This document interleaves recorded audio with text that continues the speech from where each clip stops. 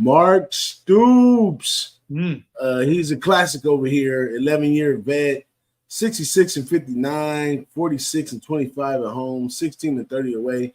But he's returning 10. So he's supposed to know what to do with this team. Being he's been here long, all 10 is all his, 5 on defense and 14 transfers. So I guess he's giving it a good shot too as well with 14 transfers. What you think about Mark Stoops right here at this Kentucky spot? Yeah, Mark Stoops is a good coach. He had to make some adjustments. Last year early on, they looked like they were going to do a lot of good things, and then the season kind of went a little bit south on him. But he's a quality football coach. He's I wouldn't call him like a super disciplinarian, but he's got his way of doing things. And I know he was on a hot seat a few years back, and then just kind of reeled off a bunch of wins. But yeah, I mean, he belongs. He's an SEC type football coach. He belongs there, and he always gets mid-grade talent, 4-star, 3-star recruits, and coaches those kids up. And he's got to do it again this year when we get into the player positions. We'll talk about who he's got to work with. But yeah, he's definitely a good football coach. I like old Stoops. Yeah, I like Stoops, but the problem I have with Kentucky is they're one of those teams that always are hyped up a little bit too much at the beginning of the season. I think they still got a lot to show and tell in order for us to consider them as a contender right here. On offense, they bring in who is this? Devin Larry. Yeah, Devin Larry, the coach. He played at NC State, the quarterback. He's a good quarterback. Yeah, he's a pretty good guy right there. We're going to have to see how he goes in. They have a strong running game with Ray Davis, another transfer they have coming over there, and a decent O-line going on over there. And the wide receiver spots, they got some returners and some recruits. So they got the tools that it takes. But look at what happened last year. 111 in points scored, rushing 98, passing 105. So a lot of damage to be fixed.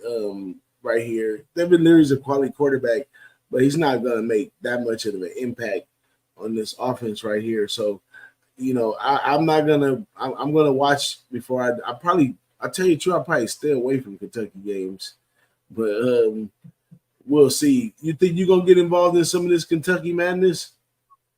There'll be spots where I'll be involved with the squad for sure.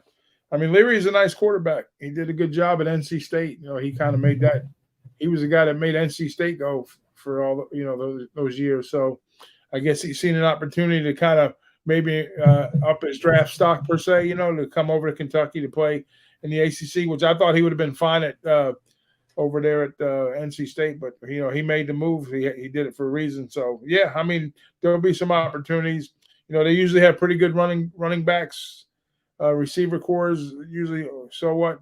Defensively, they're usually pretty sound. So, but yeah, their season came off the rails last year. They started out Cupcake City. They played Ohio, Miami O, Youngstown State, Northern Illinois, and then Florida. So they wound up going 4-0 early. Then the wheels came off. They lost to Mississippi, South Carolina. They beat Mississippi State. Then they lost to Tennessee.